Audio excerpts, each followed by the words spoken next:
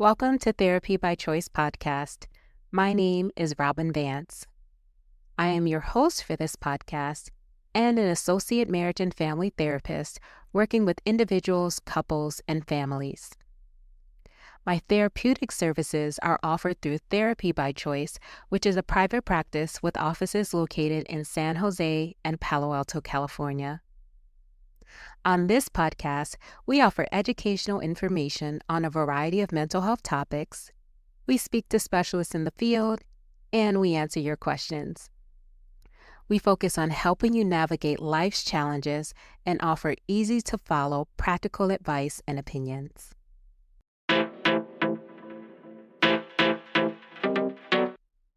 Welcome to Therapy by Choice podcast. My name is Robyne Vance. Today, I'm going to talk about a subject that many of us engage in, avoiding unpleasant tasks. Now, we're all familiar with the feeling of putting off tasks we'd rather avoid, whether it's filing our taxes, cleaning the bathroom, or dealing with difficult emotions in our relationships. However, what is the true meaning of this avoidance? How can the cycle be broken, and why do we do it? The psychology of procrastination, avoidance, and the techniques you can employ to confront those unpleasant tasks head-on will all be covered today. And I'm hoping by the end of this episode, you'll have a better grasp on your behavior and also offer some practical tips and advice to address the things that are burdening you. So first, let's examine the reasons behind our avoidance of actions that we know are right. So to understand this better, it's important to know that avoidance is a natural psychological defense mechanism. Our brain uses it to shield us from discomfort. Now, avoiding unpleasant tasks can feel like a relief in the short term. It is, after all, a momentary reprieve from tension, discomfort, or worry. But this respite is often short-lived. According to research, the more we avoid doing something, the more likely it is to cause negative emotions like anxiety, guilt, or even shame. This creates a vicious cycle where the longer we put off doing something, the more unpleasant it gets. Furthermore, avoiding doing something ultimately results in more stress than if we had simply faced it head-on. I mean, think about it. How many times have you put off a simple task only to realize later that the pressure was much worse than the task itself? So let's talk about why does this happen? Let's take a look at some psychological factors that play a role in avoiding unpleasant tasks. Number one, lack of immediate reward. Our brains are wired for instant gratification. And chores like cleaning the kitchen or filing taxes just don't provide that. They frequently lack the dopamine rush we desire and are dull. These activities are avoided by our brain because it believes they will not yield much reward. Number two, negative emotions. Some tasks are linked to negative emotions. Perhaps the task reminds you of a past failure or shame, or maybe it triggers anxiety. The more emotionally charged the task, the more our brain wants to just push it away. Number three, perceived difficulty or ambiguity. It can be overwhelming to take on tasks that appear challenging or unclear. Something turns into a psychological threat when we're just not sure how to approach it. For instance, many people find that filling out forms feels like an insurmountable challenge, even though it's just really paperwork. Number four, lack of autonomy. We often resist tasks that we have to do rather than those we choose to do. When a task feels mandatory, like going to the doctor or addressing an uncomfortable situation at work, it becomes harder to motivate yourself to get started. Let's take a look at some real-life examples and put the psychology into perspective. Now, this lists are a lot of tasks that many of us put off regularly, and tasks that, when left undone, only grow in significance in our minds. Number one, making phone calls to strangers. Doing things like calling the cable company or scheduling a repair can feel like an emotional minefield, especially for introverts. Just the thought of dialing the number can bring up anxiety.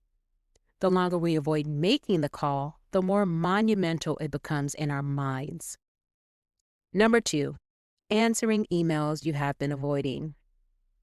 Yes, I'm talking about that email you've been ghosting for over a week now. You think to yourself, maybe if I ignore it long enough, it'll just go away. But we all know that avoidance only makes it more stressful. And then the sender's expectation starts weighing on you. And what should have been a simple response now feels like a looming deadline. Number three, doing the laundry. I know every time you look at that basket, it's as though it just multiplies. And the task seems simple, but when it's been sitting there for days, it becomes a mountain that you're just too tired to climb.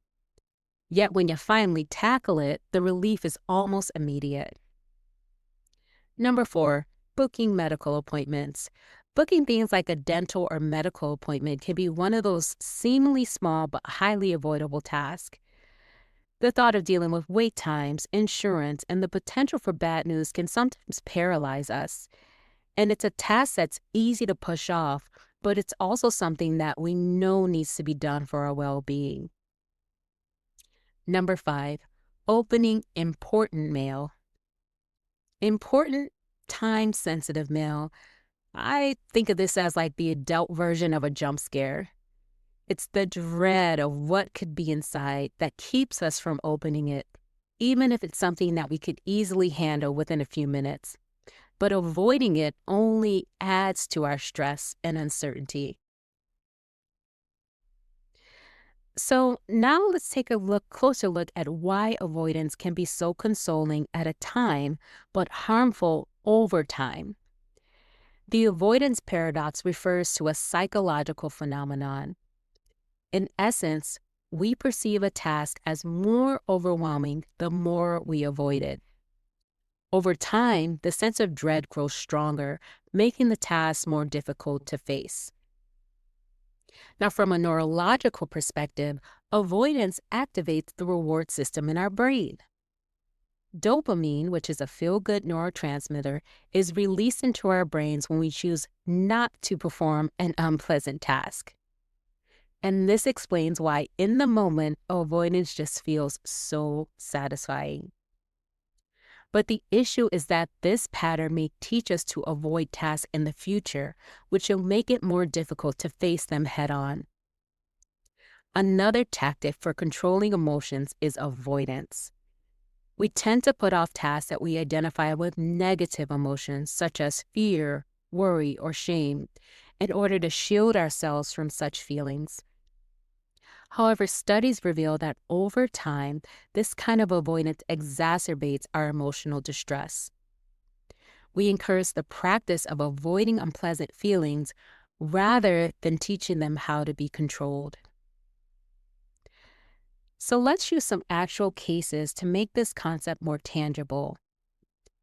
First, picture yourself working on a team as an employee, and your manager has given you some feedback that needs to be addressed. But you put it off for a few days instead of having that tough talk. What follows? You start thinking more about it. Maybe you start getting more anxious before meetings, or you begin avoiding that manager altogether. Eventually, it's harder and harder to have that conversation, and you may find yourself more stressed out than if you had just confronted the issue head on. This is an example of avoidance driven by fear of discomfort. It's not the conversation itself that's the problem, but rather the dread of it. Let's look at another illustration. Sarah, a college student, is about to take a final exam in a class that she finds very difficult. She watches TV shows in excess instead of studying. Her anxiety and self-criticism rise with each hour she spends avoiding studying. Ironically, though, she feels more overwhelmed the more she avoids. Here, avoidance is coupled with what psychologists refer to as cognitive dissonance.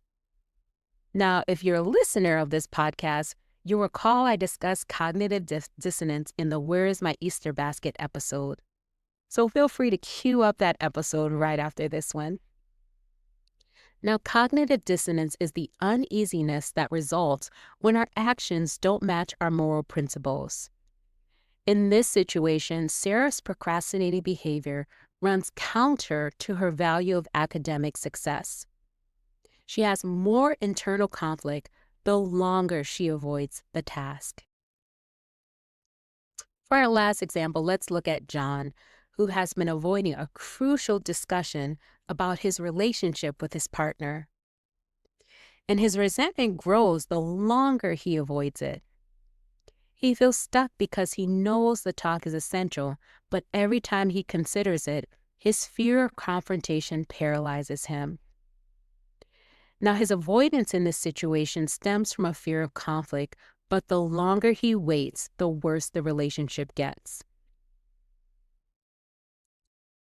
Let's take a look at avoiding from a different perspective. If avoiding tasks is a consistent pattern in your life, there may be deeper psychological reasons at play, because avoidance often goes beyond just simple procrastination. It can be a manifestation of perfectionism, anxiety, or unresolved emotional trauma. For example, people with perfectionistic tendencies might avoid tasks because they fear not doing them perfectly. And those with anxiety may avoid doing tasks due to the fear of failure or judgment. For others, past experiences such as trauma or shame can cause emotional paralysis when facing certain tasks. Now, this is where therapy can play a significant role. And a good therapist can help you explore the root causes of your avoidance. They can also help you identify cognitive distortions like, I'm not good enough to do this, or this will be a disaster. Therapy can also help you build emotional regulation skills to face uncomfortable emotions and reduce avoidance. So if avoidance continues to significantly impact your mental well-being, don't hesitate to seek out professional support. Therapy can help you uncover the reasons behind your procrastination and teach you practical tools for overcoming it. So how do we end this avoidance cycle then?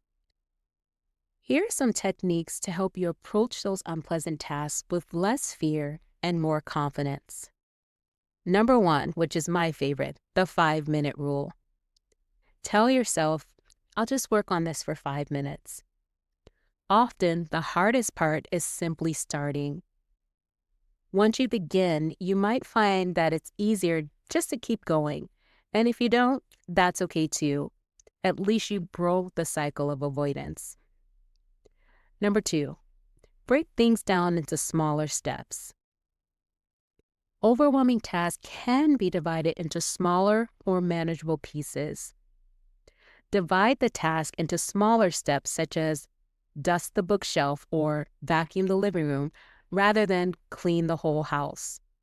And as a result, the task seems less intimidating and more doable. Number 3, reward yourself. Okay, I take that back. This one is my favorite. Give yourself a reward by associating the task with an enjoyable activity. While performing a tedious task, listen to a podcast like this one, or afterward, reward yourself with a small treat. Giving yourself a reward facilitates the development of positive associations with activities that typically evoke negative feelings. Number 4, find an accountability buddy. Sharing your task with a coworker or a friend can occasionally inspire you to complete it. For instance, I owe you lunch if I don't respond to this email by 3 p.m. Social pressure can motivate you to act more strongly. Number 5, reframe the task. Modify the way you talk to yourself. Tell yourself, I'm choosing to do this because it will make my life easier in the long run, rather than I have to do this. You may feel more in control of the task as a result of this change in viewpoint. Now, to wrap up, remember, avoiding a pleasant task is a natural response, but it doesn't have to control your life. With a deeper understanding of the psychology behind avoidance, combined with therapeutic strategies like reframing, self-compassion, and accountability, you can start taking steps towards a more productive and fulfilling life. I want to say thank you for tuning into this episode of Therapy by Choice podcast. Remember to like and share this podcast and follow us on social media. And also don't hesitate to reach out if you have any questions or if there's a specific topic you want us to cover. You can text us at 408-786-9651 or shoot me an email at robyn@therapybychoice.com. That's Robyne, ROBYNE, @therapybychoice.com. Also, check out our website at www.therapybychoice.com and follow us on social media. My name is Robyne Vance. Take good care. While we hope to provide insight and education, our podcast does not replace therapy, and listening to our podcast does not establish a therapeutic relationship. If you or someone you know are in crisis, please call the Suicide and Crisis Lifeline by dialing 988.